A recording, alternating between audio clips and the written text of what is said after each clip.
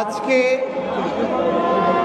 এই সম্মিলিত সংখ্যালঘু জোটের আয়োজনে সারা বাংলাদেশ ব্যাপী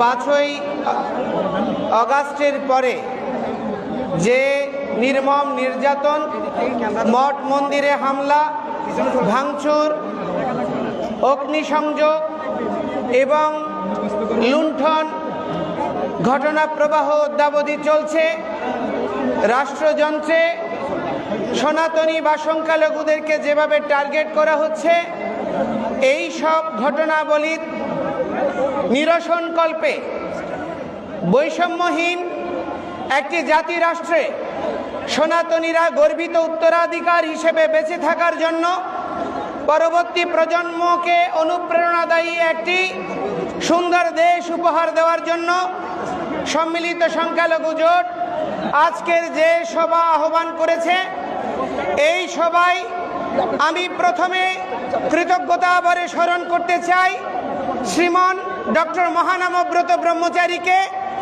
যিনি প্রথম দেশ স্বাধীনের পরে উপলব্ধি করেছিলেন সমস্ত সন্ত সমাজ, সমস্ত শ্রেণী বর্ণের এক হওয়া ছাড়া এই বঙ্গভূমিতে সনাতনীরা যথার্থ স্বাধীনতা লাভ করতে পারবে না। এই জন্য তিনি সন্ত মহামণ্ডল করেছিলেন। আজকে এখানে কেন্দ্রীয় তপবন আশ্রম, তুলসীধাম, ঋষিধাম, শঙ্কর মঠ সহ আমাদের যত মঠ মিশন রয়েছে, মহাপ্রকাশ মঠ, জগৎবন্ধু সুন্দরের এবং বিভিন্ন সৎসঙ্গ, গৌড়ীয় মঠ সহ যত মঠ মিশন রয়েছে, প্রতিটি মঠ মিশনের নির্বাহী বা প্রধানগণ এখানে অংশগ্রহণ করেছে। এই জন্য সংখ্যালঘু সম্মিলিত জোট এবং সনাতন জাগরণ মঞ্চ উভয় পটভূমি থেকে আমি সমস্ত সন্তদেরকে কৃতজ্ঞতা এবং প্রণাম নিবেদন করছি।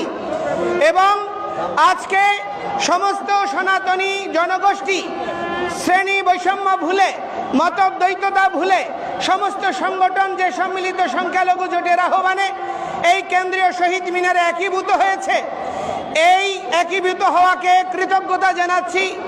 এবং আপনাদের এই উত্তরদায়িত্ব পালন করার জন্য আপনাদের পূর্বজরাও, আপনাদের পূর্বপুরুষরাও গর্বিত হবে বলে আমি দৃঢ় বিশ্বাস করি। আজকে আমরা বাঙালিরা এই বঙ্গভূমির সন্তান। একটা জিনিস মনে রাখবেন, পৃথিবীর আন্তর্জাতিক প্রতিটি সনদে ভূমিপুত্রদের স্পেশাল অধিকার রয়েছে। অথচ আজকে আমরা এই যে বঙ্গভূমি বাংলাদেশ বলছি, এই বঙ্গ শব্দটা আসছে কোত্থেকে?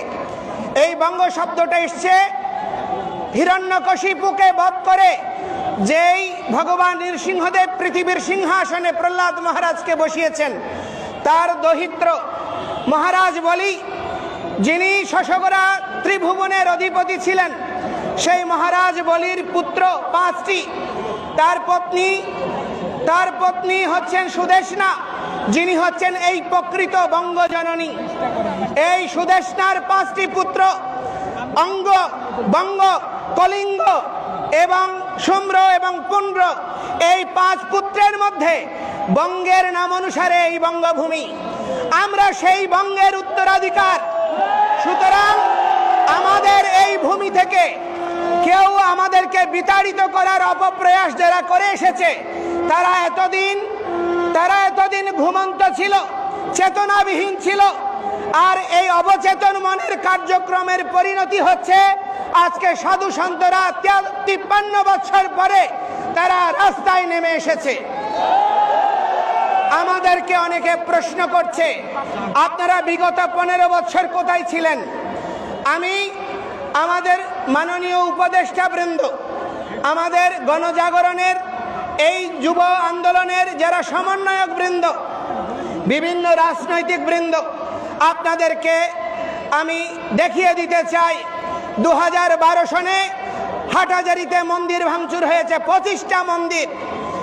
2016 সনে হয়েছে, 18 সনে হয়েছে, 21 সনে রক্তাক্ত শারদ হয়েছে। সারা পৃথিবীর 154টি দেশে আন্দোলন হয়েছে, বাংলাদেশে আন্দোলন হয়েছে।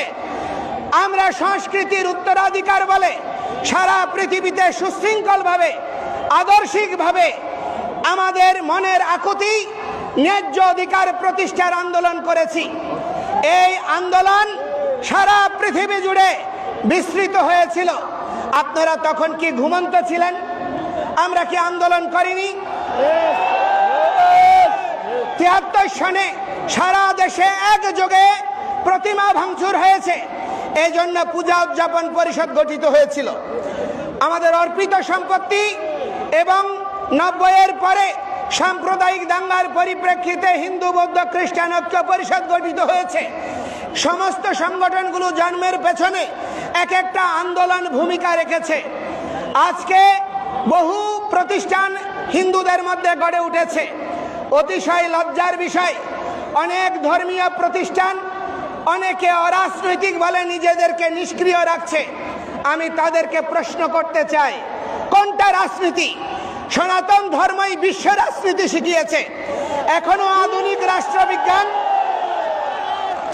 আধুনিক রাষ্ট্রবিজ্ঞানের জনক বলা যায় এই কৌটিল্যের অর্থশাস্ত্রের প্রবক্তা চাণক্যদেবকে, যিনি সারা পৃথিবীতে রাষ্ট্রবিজ্ঞান শিখিয়েছে।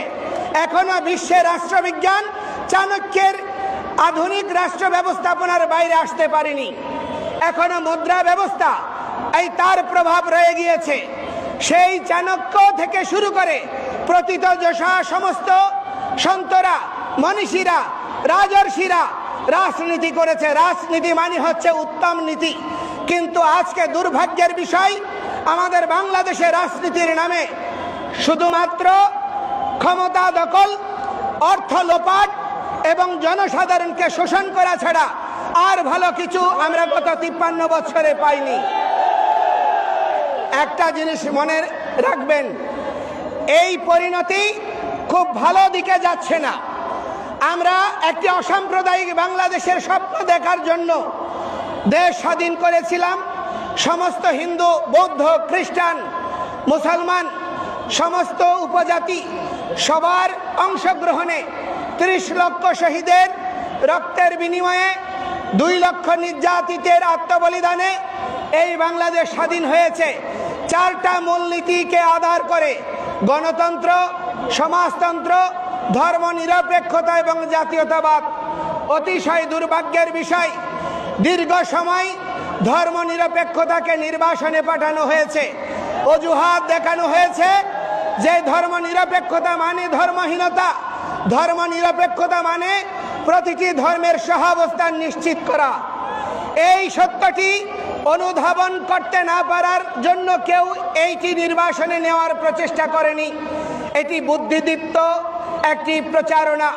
বাংলাদেশে তথাকথিত সুশীল সমাজ, তথাকথিত জ্ঞানীরা এবং তথাকথিত কিছু মিডিয়ার যৌথ প্রচারণায় ধর্ম নিরপেক্ষতাকে ধর্মহীনতা হিসেবে উপস্থাপনের প্রচেষ্টা হয়েছে,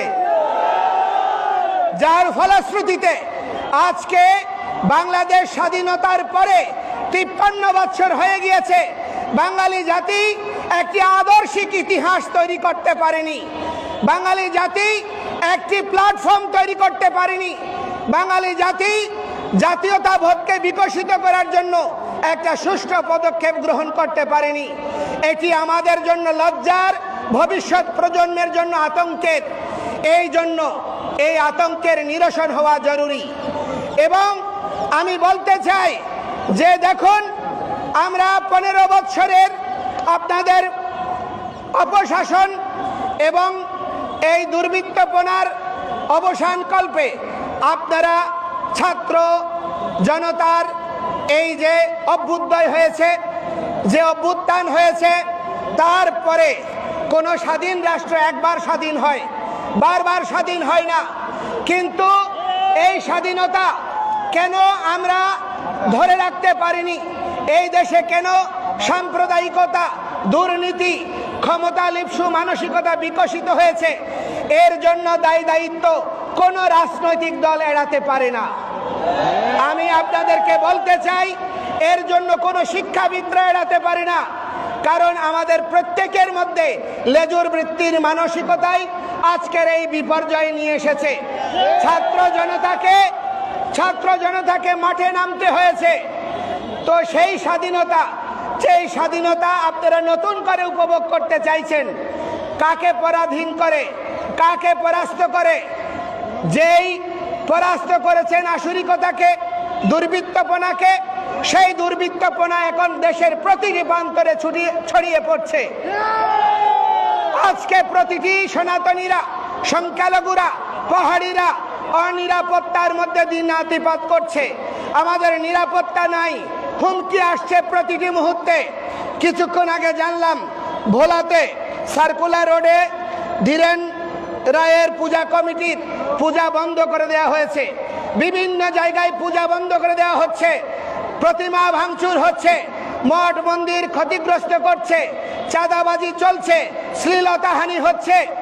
এখন প্রশ্ন হচ্ছে সংখ্যালঘু কারা?